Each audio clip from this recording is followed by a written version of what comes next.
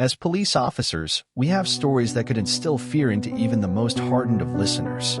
I do have many to tell, but I shall tell of one I fear I will never tell again, for the slight thought of it makes me want to string myself up on the nearest ceiling fixture. Falmouth Forest, a ghastly place full of terrible stories of tragedy, loss, and sadness.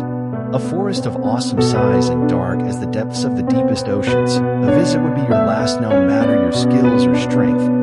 The officers in the force aptly named it the Forest of the Missing. A standard night of patrolling preceded me then, taking down suspects and dealing with the odd civil dispute or antisocial behavior. A night that let me power through the shift without thought or feeling, shielding my mind from the torment of the death of my daughter. It was 4 years since she had overdosed, and the emotions still felt as raw as the day of the tragedy. That night marked the anniversary, and emotions were palpably elevated. Like a cruel twist of fate, my shield was broken as the call I feared the most blasted my radio. January 14, 2001. Calling all available units, this is dispatch. An accident has been reported at Falmouth Lane. No more details have been provided, and the scene needs attending as a priority. Over. Of fucking course, I thought. Units 2 and 3 are currently dealing with a traffic incident, and I was the closest to the scene. Normally, I would be far away from the forest, but the mindless driving had me in a trance, and I had no choice but to take the task. Dispatch, this is Unit 6, en route to the scene. Over. 10-4. Over. An accident at this time was very strange. What type of insanity would cause someone to enter the forest after nightfall? Questions filled my head with concern and intrigue, but could only be answered one way. Flicking on my lights and squeezing the acceleration sent me head first towards the forest.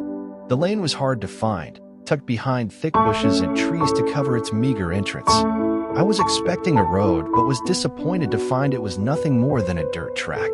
Putting it into first and turning on my fog lights, I turned slowly onto the lane. Immediately, I was hit with bumps and scrapes as the tree branches smacked against my windows and the potholes tested the suspension of my old cruiser car. It was a long drive through winding turns and the thickest sheet of fog I had ever seen. Nothing but white hindering my vision, until I saw them, red lights peering at me from a distance in the hazy fog. As I drew closer to the beaming red lights, I realized it was a car and the brake lights had been engaged. Something felt unusual, and as the smog unraveled and retreated the closer I got, the car's current disposition grew in return. My hunch was correct as the car was mangled against a thick tree trunk. The front was wrapped around its girth in a metal mess with steam hissing from its smashed hood. If the passenger is alive, it would be by a miracle, I thought. I reached for my radio ready to report my current findings to find it utterly useless to my despondence. The line was dead. Nothing but static returned. I must be out of range, I thought. Some fear seeped into my bloodstream as the feeling of being completely cut off filled my headspace. That was at least a 15-minute drive from the main road, and the crash victim, if they are alive, won't be for long if I don't start searching. It's not recommended to attend a scene without active contact, but after the death, my need to fix and make right fueled my everyday steps. Grabbing my utility belt, I climbed out of the cruiser into the cold winter night. The swirling fog was still surrounding me, suffocating my vision in every direction. Switching on my torch helped, though in a somewhat limited capacity. I started with the tire tracks, as a violent use of the brakes had left behind some deep ones. The tracks had no fade from surface to deep markings, but instead transitioned instantly, meaning the brakes were engaged with serious force, normally seen in an emergency brake situation. I had seen it many times in the past. Deers would run into the roads with reckless abandon, causing adept drivers to slam on the brakes and swerve. Could that be what happened here? Possibly. Moving over to the car, it was clear that it hit the tree with immense speed. Who would be delusional enough to drive down this sorry excuse for a road this fast? Climbing into the car allowed me to inspect the interior closer when a smell like no other stung my nose, smothering it in the stench of rotting meat and festering decay. I retched and gagged enough to make the bile in my stomach leap into my mouth. With grit and a swallow, I steadied myself. The napkin I now held to my nose helped, but did not abate the foul stench. The investigation of the interior was fruitful, providing me with telling clues.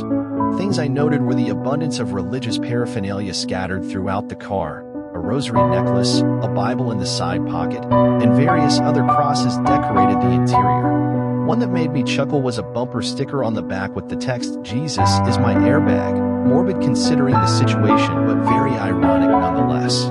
The other clue, and the most notable, was that the airbags had been engaged, and rightfully so. It appears the airbags deployed, saving them. Then they must have dispatched from the car as the driver's door was open. It was what was on the floor outside the door that bothered me so. Blood, crimson, and glistening covered the floor outside. It was not a pleasant sight. A crimson handprint smeared the outer door window, and a trail of red created a vivid trail towards the forest. As I was about to leave the car interior, something peculiar moved in my vision. The source was the rearview mirror.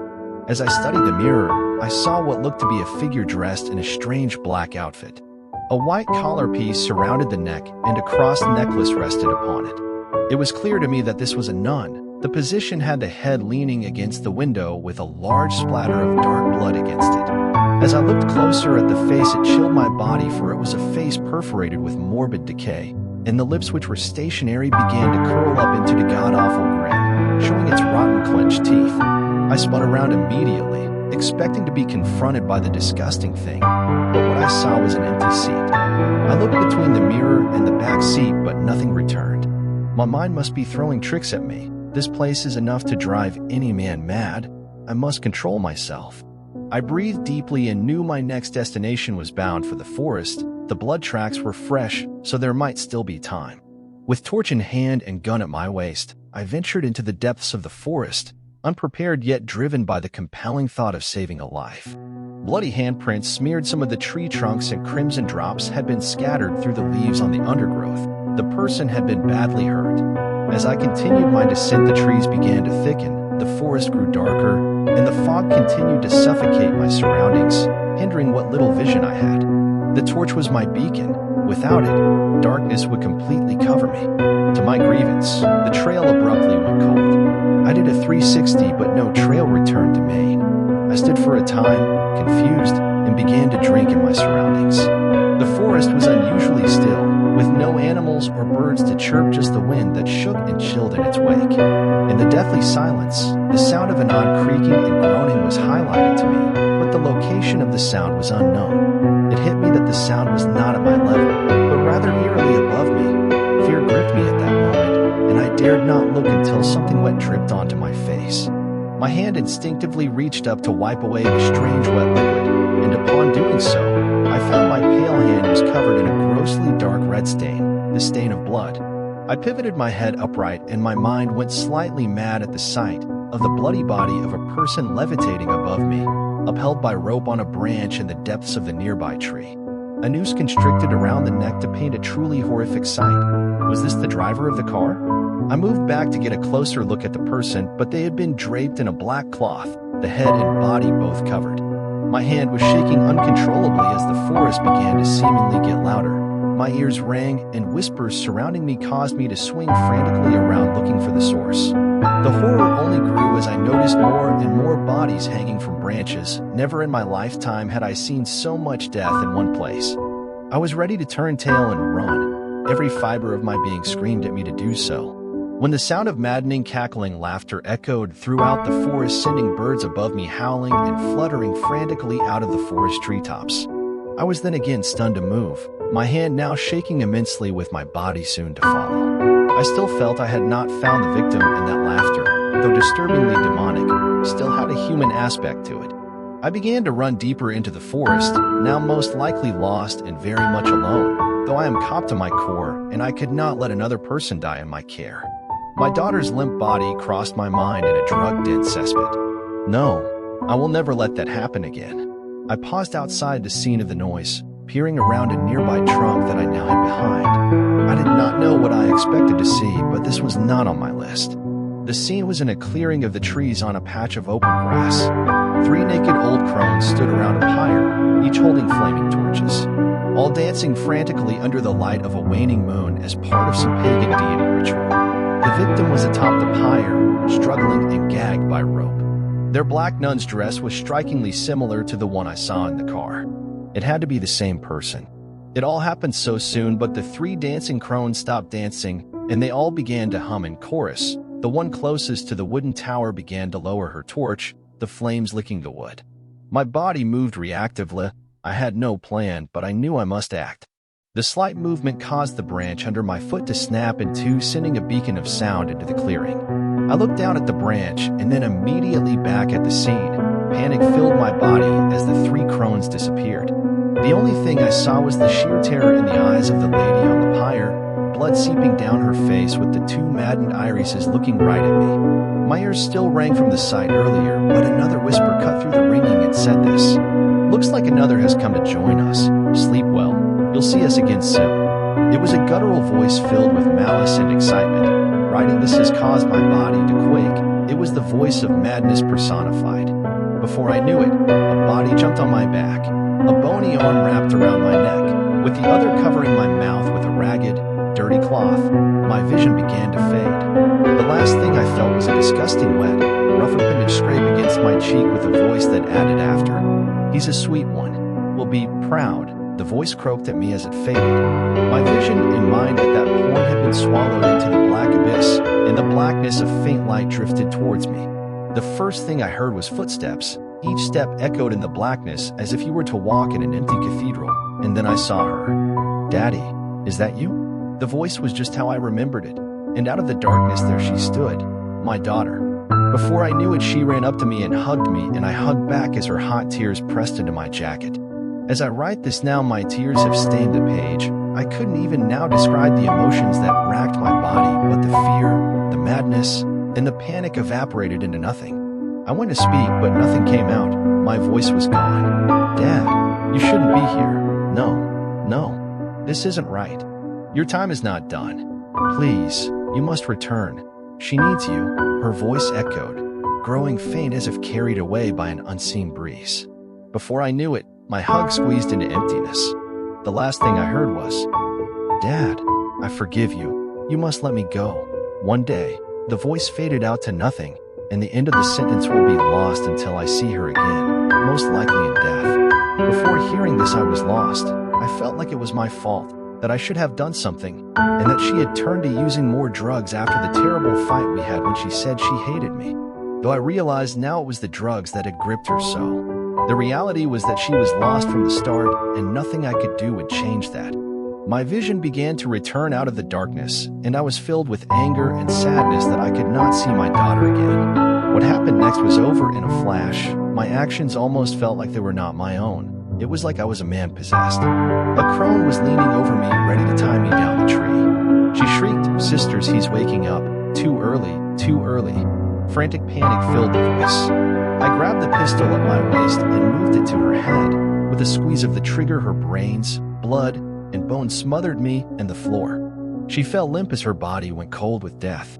A grief-filled scream perforated my body, but I climbed to my feet, fueled and numb with anger and pain. Violence was the only thing I wanted. The next crone charged at me with a knife. It was close, but as she went to strike the blow, I dodged left and smashed her skull with the butt off my gun. There was an audible crunch, and her body too fell to the ground, with me putting a bullet in her back for good measure. The last crone threw a torch still fueled by fire and tossed it into the pyre. She was gone in the blink of an eye, running into the darkness of the forest. I did not attempt to chase or discharge my gun. My legs charged towards the now burning structure. I picked up the knife from the body of the crone. By the time I reached the pyre, it was a flaming mess. Time was running short. I climbed the pieces of wood still untouched by flame and scurried up with reckless abandonment. My skin was singed by flames, though I felt no pain.